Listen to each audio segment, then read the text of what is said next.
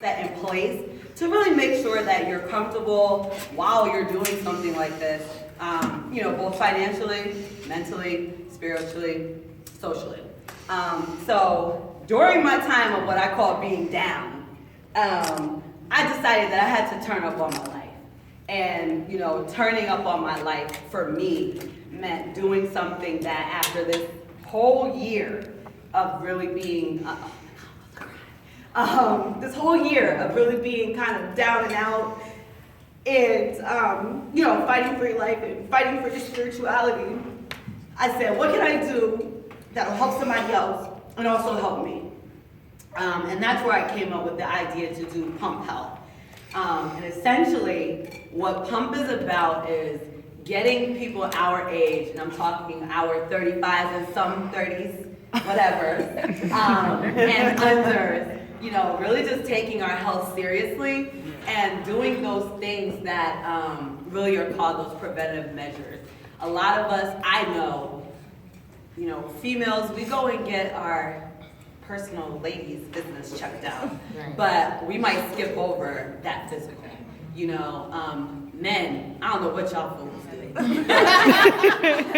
And we already know that black men don't go and see the doctor really like they should. So this is just going back to that idea of, instead of paying for what you did in your 20s and getting shocked by something in your 30s, it's like, let's stay on top of it now so that we can be healthy throughout.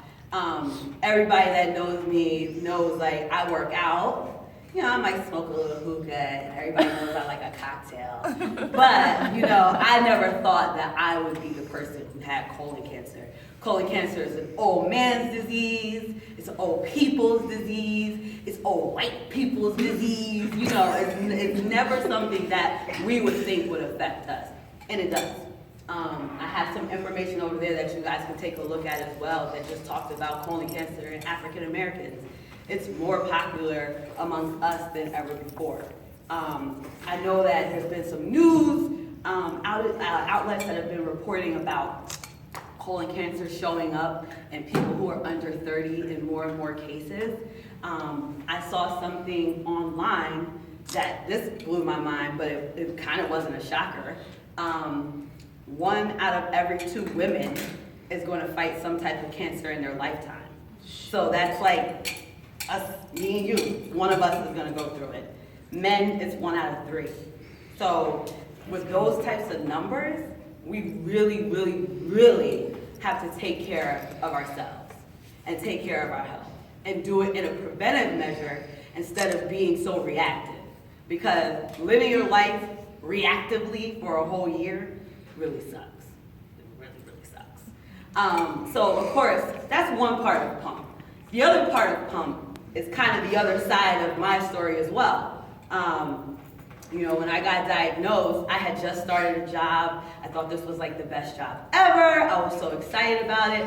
I was there for about 30 days, and then on my way to work, I'm like passing out on the metro train, and I end up at Killer PG County. And, got my phone stolen and everything. Wow. Oh my God. Anyway, did a week in there, and of course find out that I have cancer. While I was in there, I lost my job. They stole my phone. And, you find out that you have this long road ahead of you. And we're all educated people in here. Everybody in here is either in school, has graduated from school. We all have it going on. Well, you know what they told me? That I'm too young and too educated to get disability.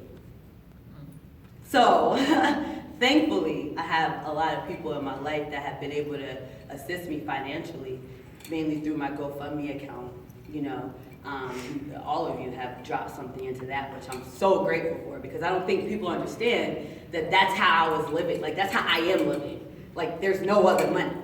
I get food stamps though. Y'all can come over for some seafood. But again, it's just one of those situations where you don't think you're ever going to be there. I have 2 master's degrees and I'm getting food stamps and medication. So it's really something that we all have to really take, accountability for and really be excited about taking care of ourselves. So the other point of Pump is to raise money for those people who are in my situation. I know I'm not the only one. And unfortunately, what I found in the state of Maryland, there's just not many outlets, to be honest. You know, I'm from Jersey, most people know that. So when I talk to a lot of people, they're like, oh, you should come to Jersey. There's this, there's that, there's this, there's... That's not available in Maryland. And DC is a little better, but again, there's really a need for things like this for people out there. Just to kind of backtrack a little bit, I know all of you, you know, I got called Michelle Obama. I know my Bob was squeaking today. But I've really been through the ringer. Like this whole cancer thing is no joke. As you all know, I was diagnosed. I froze my eggs. I got 6 babies somewhere in Texas in the freezer. I had 1 round of radiation and chemo that actually shrunk the tumor that got removed. I have a trusty colostomy bag right now. I'm in chemo right now for 12 rounds. I just completed number 9. Yes! And then I have another surgery to reverse the colostomy. So Amen. It's no joke, Amen you to know, that reversal. and I don't want anybody in here to ever have to deal with any of that. Like the physical part, the mental part, the spiritual part, any of it. I don't want anybody to ever have to deal with that. So that's why I need all of you to be down, to be excited, and to really take this thing to the next level. I think we can really do something great here. I think we have a lot of, you know, great dynamic people here that can really kind of carry the torch of what we're trying to do here. I had a special treat for you guys, but unfortunately, she is not able to be here. Her name is Kim Taylor.